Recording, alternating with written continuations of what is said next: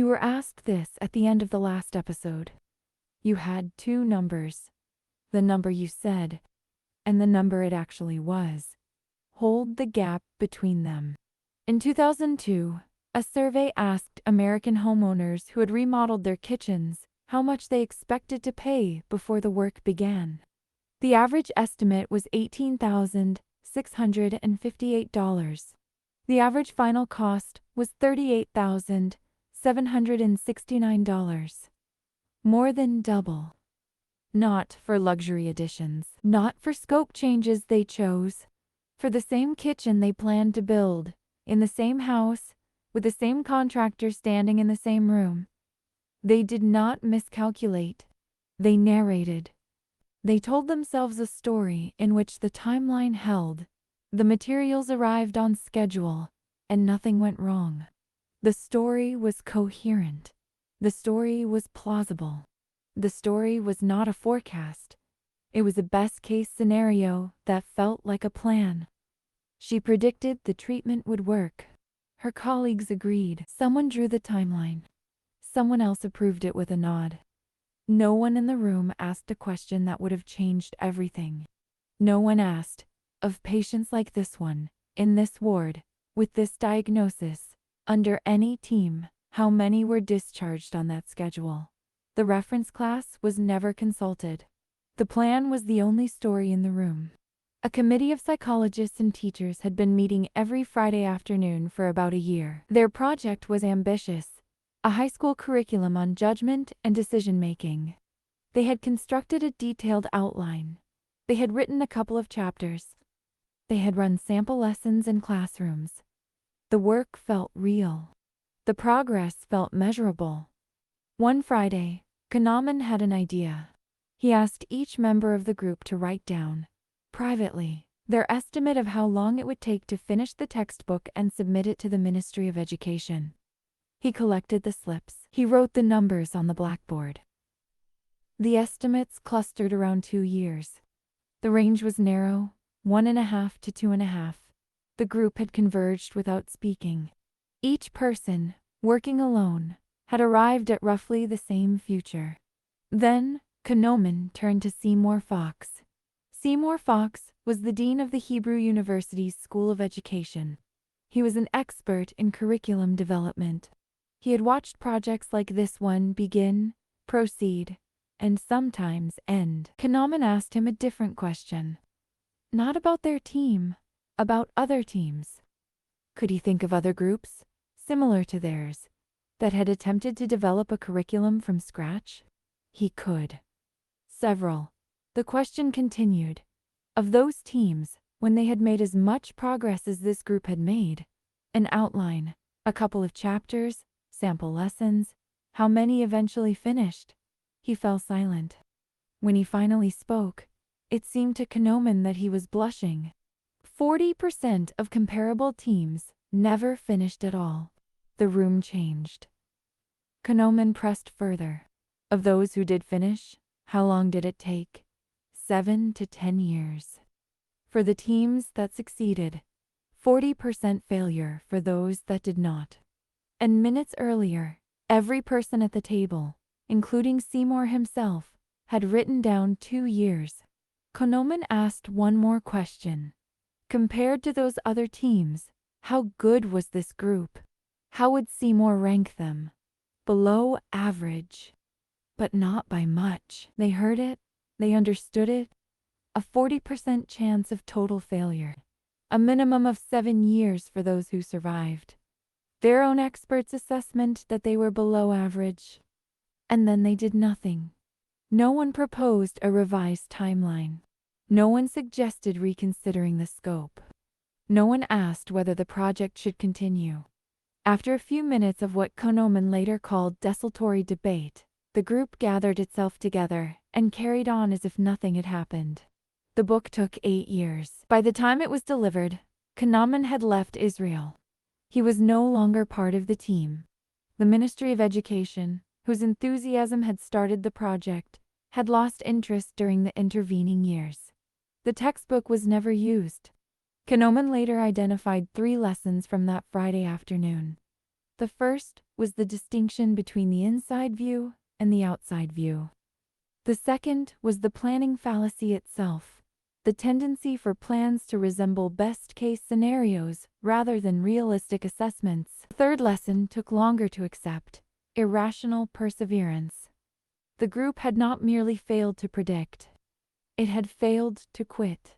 They had invested a year of Friday afternoons, and that investment, that sunk cost, made the outside view feel like a reason to feel bad rather than a reason to stop. There was no way to foresee the sequence of events that would drag the project across 8 years. The divorces, the illnesses, the bureaucratic crises. These are the unknown unknowns, and there are always more ways for a plan to fail than any planner can imagine. The inside view does not account for them, because the inside view cannot see what has not yet gone wrong. 2 forecasts had been made in that room. The first came from the inside, from the team's knowledge of its own plan, its own progress, its own capabilities. The outline was detailed. The chapters were written. The pace felt sustainable. From the inside, 2 years was not optimistic. It was arithmetic. The second came from the outside, from the statistics of teams that had faced the same task. From the outside, 2 years was not arithmetic. It was fiction. Kahneman and Tversky named these the inside view. The inside view builds a forecast from the specifics of the case. The outside view builds a forecast from the statistics of the class, and the inside view almost always wins, not because it is more accurate, but because it is more vivid, more personal, and more coherent. In 1997, the proposed Scottish Parliament building in Edinburgh was estimated to cost up to £40 million. By 1999, the budget had risen to £109 million. In 2000, legislators imposed a cap, £195 million, a ceiling that could not be breached. By 2001, the estimated final cost was $241 million. The cap lasted 11 months. It rose twice more in 2002, 3 more times in 2003. The building was completed in 2004 at an ultimate cost of roughly £431 million, more than 10 times the original estimate. Not for a different building, for the same one. A 2005 study examined rail projects undertaken worldwide between 1969 and 1998. In more than 90% of cases, passenger numbers had been overestimated. The average passenger overestimate was 106%. Planners predicted more than twice the riders who actually came. The average cost overrun was 45%. And over 30 years of accumulated data, the forecasts did not improve. As more evidence became available, the experts did not become more reliant on it. The inside view does not learn. It tells the same story every time. The story of this project, this plan, this team, and it tells it from the only perspective available, the one where everything goes roughly as expected. The 5-year survival rate for small businesses in the United States is approximately 35%. 2 out of 3 will not exist in 5 years. When surveyed, American entrepreneurs estimated the chances of success for any business like theirs at 60%. Nearly double the actual rate. But the distortion deepened when they assessed their own odds. 81% put their personal probability of success at 7 out of 10 or higher. 33% said their chance of failing was 0. You must wonder, would the restaurant owner still have invested her savings if she had checked the odds? If she had learned that 60% of new restaurants close within 3 years? The idea of consulting the outside view probably never occurred to her. She knew her recipe. She knew herself. From the inside, the plan was sound. The denominator did not exist.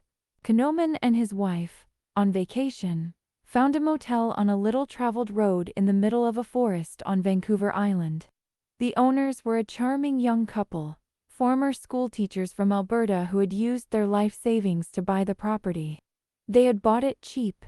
because 6 or 7 previous owners had failed to make a go of it. They were planning to take out a loan to build a restaurant beside it. They told Kahneman and his wife about it without irony and without self-consciousness.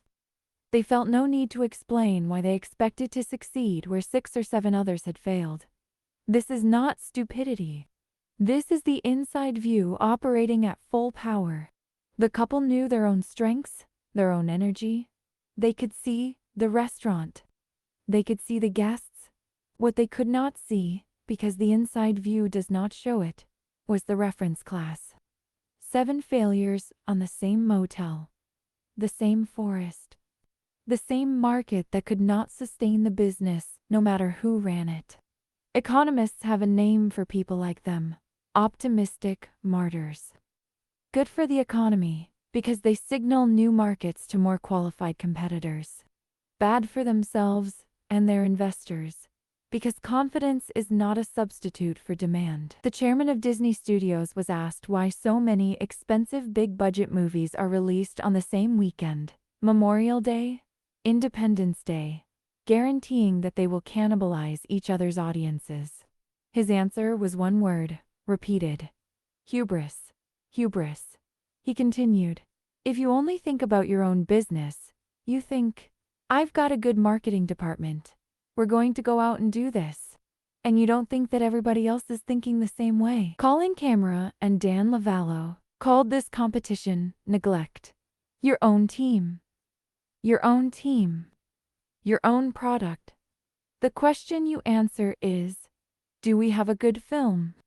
The question you need to answer is, given that 5 other studios are thinking exactly what we are thinking, how many people will see our film?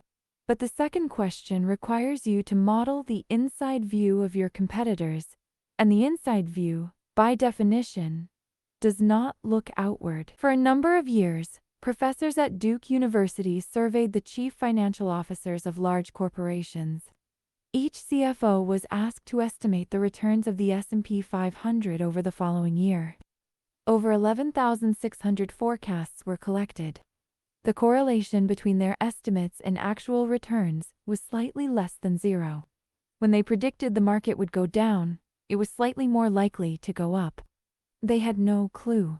But the truly damaging finding was not the inaccuracy, it was the confidence. Each CFO was also asked to set an 80% confidence interval, a range they were 90% sure the actual return would not exceed on the high end, and 90% sure it would not fall below on the low end. Only 20% of outcomes should fall outside that range. 67% did. More than 3 times the expected rate. The researchers calculated what the confidence intervals would need to have been to achieve the proper surprise rate. The answer: intervals more than 4 times wider than what the CFOs stated.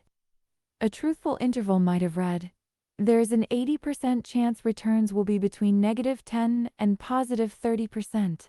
But a CFO who said that to colleagues would be laughed out of the room. The wide interval is a confession of ignorance. And ignorance, in a profession paid for certainty, is socially impermissible.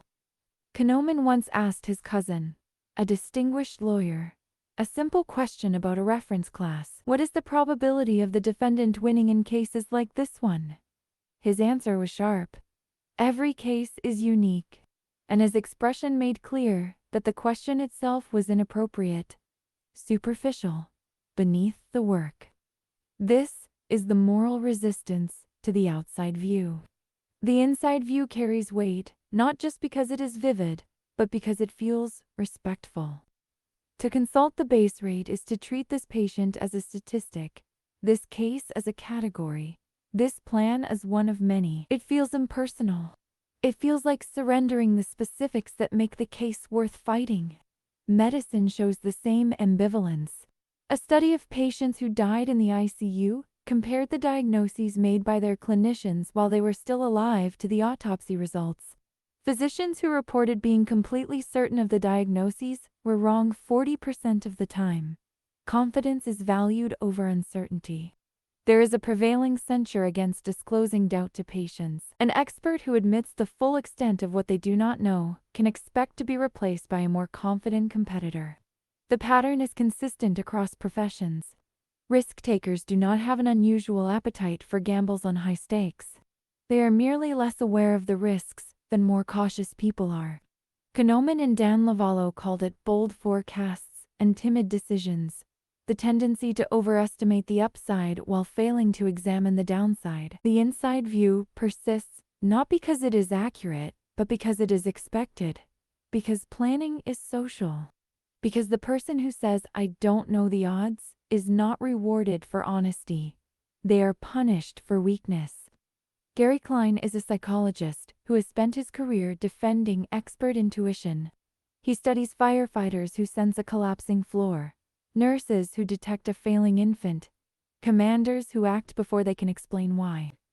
He is not, by temperament, a man who distrusts the gut. Klein proposed a technique that turns the gut against itself. Imagine that we are a year into the future. We implemented the plan as it now exists. The outcome was a disaster. Please take 5 to 10 minutes to write a brief history of that disaster. He called it the premortem. The logic is precise. When a team converges on a decision, and especially when a leader has tipped their hand, public doubt becomes evidence of disloyalty. The person who says, "I'm not sure this will work," is not heard as cautious. They are heard as unsupportive. Gruding does not suppress information. It suppresses the willingness to share it. The premortem reverses the social pressure. It asks everyone to imagine failure. It makes doubt not just permissible, but required. And it unleashes the imagination, the same imagination that built the optimistic plan, in the direction of everything that could go wrong. When Kahneman described the premortem at a session in Davos, someone behind him muttered, "It was worth coming to Davos just for this." It turned out to be the CEO of a major international corporation. The Danish planning expert Bent Flyvbjerg built a discipline around the outside view.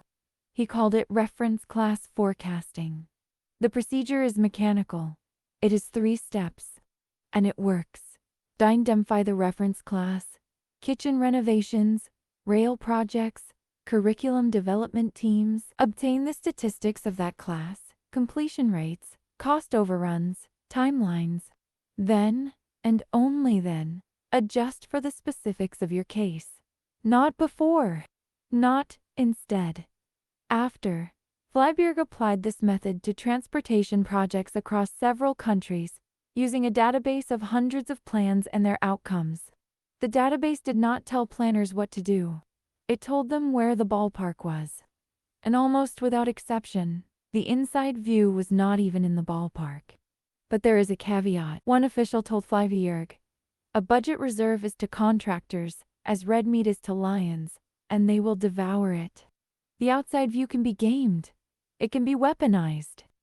It can become just another number in a room full of numbers. The tool works. But it works only if it is consulted before the plan becomes identity. The premortem and the reference class are tools. They function. They are available. They are almost never used. And the reason is not ignorance. Kahneman's team knew the outside view. They heard it from Seymour's own mouth. 7 years minimum. 40% failure. Below average.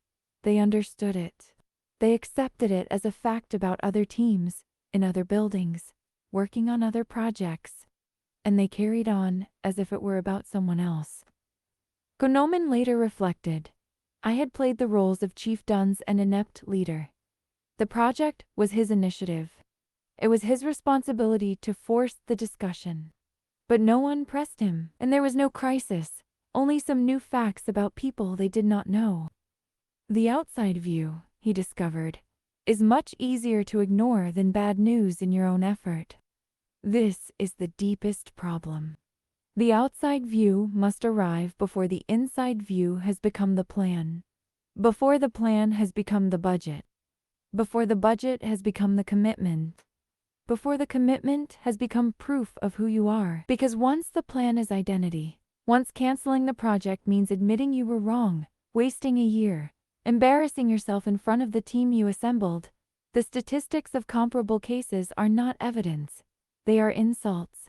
and the mind has no trouble dismissing an insult. Return to the kitchen. The couple paid $38,000 for an $18,000 plan. They are not angry. They like the kitchen. The overrun has already been absorbed into the story.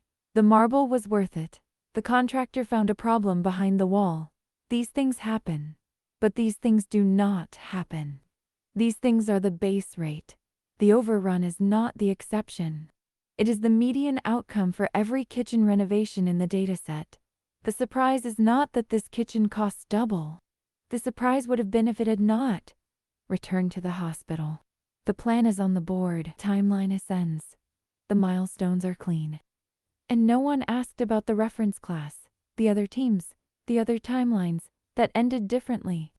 She trusted the plan, not because the evidence supported it, because the story was coherent, because the colleagues agreed, because drawing a line that goes up and to the right feels like knowing what happens next.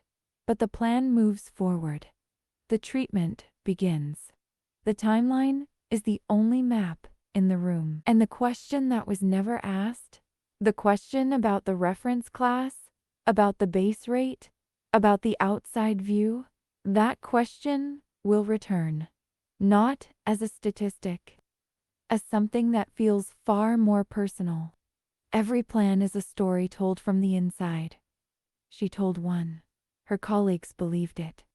The outside view was available. It was not consulted. But the question was never about the plan.